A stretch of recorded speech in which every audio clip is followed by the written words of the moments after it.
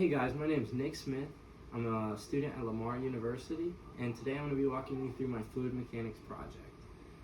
It's a very simple project and it's easy to replicate, and the idea is that you could do this at home and change it to how you need to so that you could figure out the viscosities that you would like to know. It's a very simple idea of dropping a marble through a fluid, which today is going to be entirely liquid fluids. And then we're going to calculate the time that it takes to fall, use that to find the velocity of that marble through the fluid, and use that to find a derivation of a very famous fluid mechanics formula. And we're going to plug that in, and we're going to figure out the viscosity of our fluids. And it's going to be super simple, but super crucial in the idea of fluid mechanics and what it means towards our lives. So jumping right in, you're going to need pencil, paper, calculator. The specific materials necessary for this experiment are going to be a tall and skinny bottle.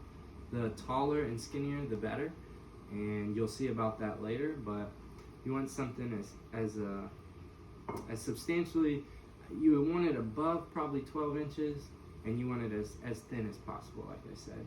You're going to need some measuring device, more or less just to hold your fluids before you are going to pour them in.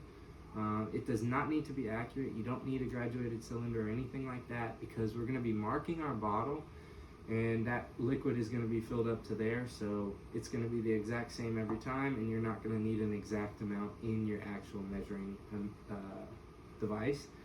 And then obviously you need a marble, and then a strainer, because some of our fluids may have particles in it, and we really don't want that to interfere with the falling of our object.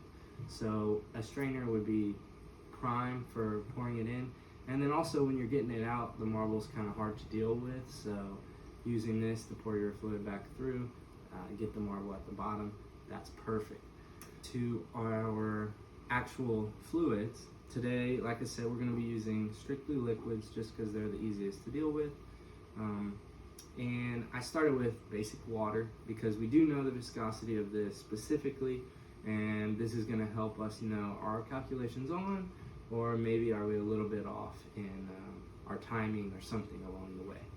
So water, sparkling water, because we want to see how much is that really going to change. Are the minerals in it going to change it, or the actual effervescence of it going to change it? So we'll see about that. I'm using kefir, which is just buttermilk effectively. So it's buttermilk, which is very thick, and we know it's very viscous. Honey, we're not using just pure honey because our marbles will not fall through it. However, we're going to use honey and water, and we're going to try to change that viscosity of typical water to a little bit thicker with the honey. And then we're going to use a mango juice and measure that distance that the marble falls.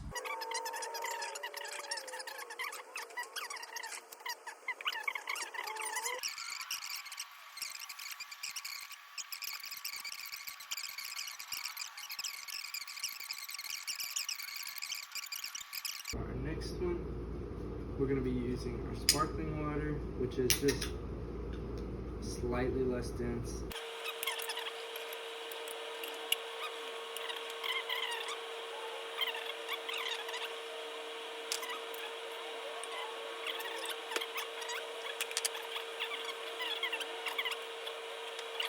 Alrighty, so our next liquid is going to be our mango juice.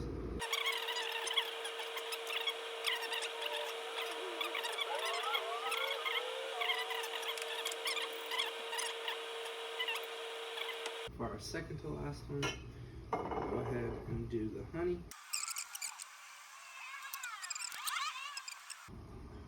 Now for our final one, we're doing our kefir, which is just buttermilk.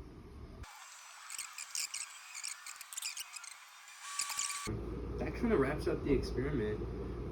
From here on out, you'll see on the screen it'll just be the math, plugging it in, and it's the same thing just over and over again. You take the time, the distance stays the same, the density of the liquid changes, but that's usually a given, so you're plugging that into the same equation. Just changing that velocity, and that's going to yield a different viscosity every time. So I hope you guys found this a little bit informative. Just something fun, super simple to do, easy to replicate.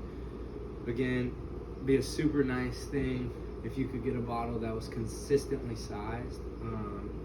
In this one, I actually think that it was my dad that mentioned it, that it could be affected by, which it is, the diameter of this part versus this part. You could even see it fall very slowly through here because it's having to get through a lot less liquid, a lot less pipe, and then as it opens up, there's a lot less resistance to it moving.